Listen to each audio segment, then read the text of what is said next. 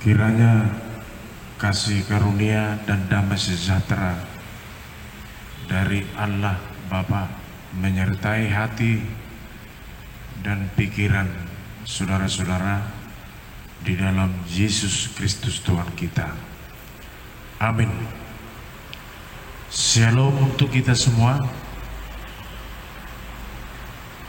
Renungan harian dari firman Tuhan pada hari ini, hari Jumat tanggal 5 Juni 2020, sesuai yang tertulis dalam almanak kita HKBP, tertulis dari Galatia 5 ayat 25. Demikianlah firman Tuhan. Jikalau kita hidup oleh Roh, baiklah hidup kita dipimpin oleh Roh. Jikalau kita hidup oleh Roh, baiklah hidup kita dipimpin oleh Roh. Bapak Ibu Saudara yang dikasihi Tuhan, tentu seperti yang kita tahu, ayat renungan ini terkenal dengan buah-buah roh. Tidak ada orang yang tidak senang mendengar buah-buah Roh Kudus sebagai sesuatu yang penting dan sangat menentukan dalam perjalanan hidup kita orang percaya kepada Tuhan. Hal ini bisa dapat kita pahami ketika kita melihat, mengapresiasi pandangan Dr. Martin Luther pada penciptaan Allah terhadap kita manusia. Dikatakan dalam kitab Musa, setelah Allah menghembuskan napas kehidupan dari hidung manusia itu, Allah bukan justru berkata maka manusia bernapas. Seyogianya secara logika Bapak Ibu Saudara, nafas dihembuskan maka bernapas. Ini tidak. Setelah Allah menghembuskan napas kehidupan ke manusia itu, Allah berkata, maka manusia jadi punya roh. Jadi bagi kita yang percaya kepada Tuhan, pemberian tak terhingga dalam hidup kita dapat kita tuliskan dalam sejarah hidup kita. Pemberian Allah termahal adalah roh dari Allah sendiri kepada kita, memberikan rohnya, sebagai jaminan untuk kebaikan sesuai kehendak Tuhan. Kalau hanya bernapas Bapak Ibu Saudara yang dikasihi Tuhan, belum tentulah jaminan untuk kebaikan.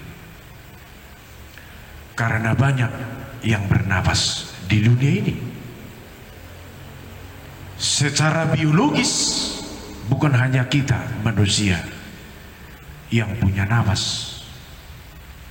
Maaf kata, tumbuh-tumbuhan itu pun dicipta Tuhan bernapas juga. Hewan bernapas. Segala sesuatu yang hidup, Bapak Ibu Saudara-saudara. Jadi banyak yang bernapas Kalau hanya bernapas, tidak punya roh, inilah yang sering dikalahkan oleh iblis yang membawa dosa itu. Jadi sering kita menyikapi sesuatu tidak memakai potensi daripada roh itu sendiri yang diberikan kepada kita, maka kita sering dikalahkan oleh iblis, dan itulah menjebak kita melakukan dosa. Sedangkan potensi roh yang diberikan Allah itu potensi untuk mengalahkan dosa itu, mengalahkan kejahatan. Sebelum dosa itu dilakukan, sebenarnya Bapak Ibu Saudara, ketika ada seseorang berencana melakukan dosa, pasti ada sesuatu yang berbicara dari dirinya, yaitu hatinya. Ketika mau melakukan kejahatan, kata hati itu bersuara, jangan lakukan itu, katanya. Tapi ini sering kita lawan, Bapak Ibu Saudara-saudara. Sering kita hianati kata hati itu sendiri, karena di hati itulah berbicara roh itu sendiri.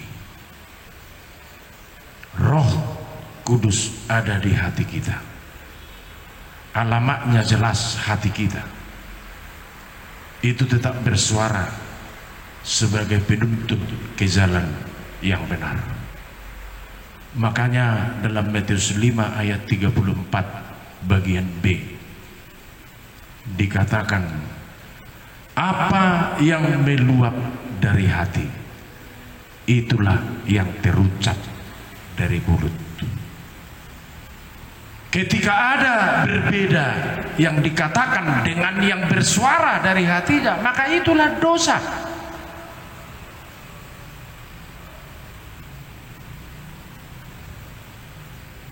Itulah kejahatan, Bapak Ibu Saudara-saudara yang dikasihi Tuhan. Apa yang meluap dari hati kita, itulah yang terucap dari mulut. Jadi janganlah kita melawan suara hati kita. Itu sangat menentukan. Konsep aktual dan objektif menilai diri secara benar, bukan bagaimana dia berpikir. Kadang-kadang orang terjebak di era revolusi industri ini karena perkembangan intelektualitas saat ini, apalagi di era digital sekarang. Kebanyakan orang berpatokan apa muatan dari pikirannya, bukan mengatakan semuanya salah, Bapak Ibu Saudara-saudara.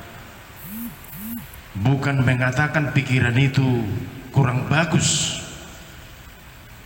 tapi sesuai dengan khotbah ini, hal yang aktual dan objektif menilai diri secara benar, bukan bagaimana kita berpikir, tapi yang paling menentukan bagaimana kita punya hati.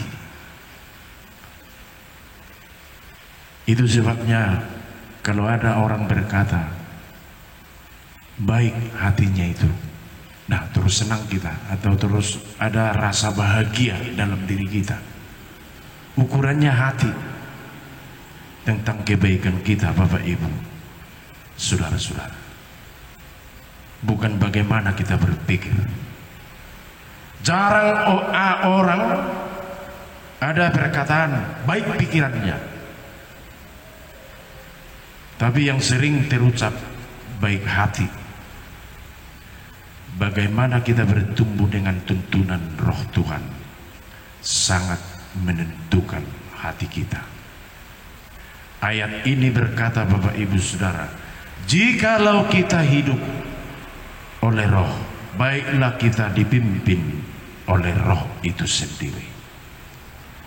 Dan dari segi ciptaan Allah pun pada kita manusia, kalau Allah mengatakan dalam istilah Dr. Martin Luther, imago Dei, atau segambar dengan Allah penciptaan itu, berarti punya roh. Dan pada dasarnya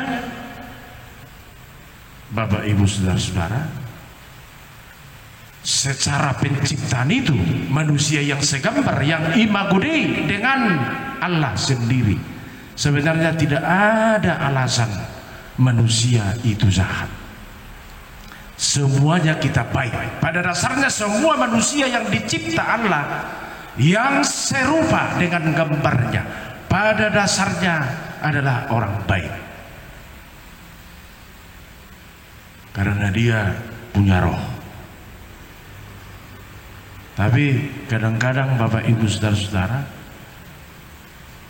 seolah-olah di zaman ini kalau ditanya seseorang, kenapa kau melakukan dosa? Ya, sebelum dijawab secara tepat, dia juga berkata, pada dasarnya Amang Pendeta, saya ini sebenarnya orang baik, tetapi maklumlah Amang, iblis itu kadang-kadang tidak tertahankan, katanya. Nah, itu yang bikin bahaya. Kalau bagi kita orang Batak, banyak kali dalam bahasa Batak alainya, alai burju dua unian, alai si polisi daftar tahun ini mana rupanya. Bapak Ibu saudara-saudara, maaf saya pakai bahasa Batak, burju dunia di mana ada si polisi mak.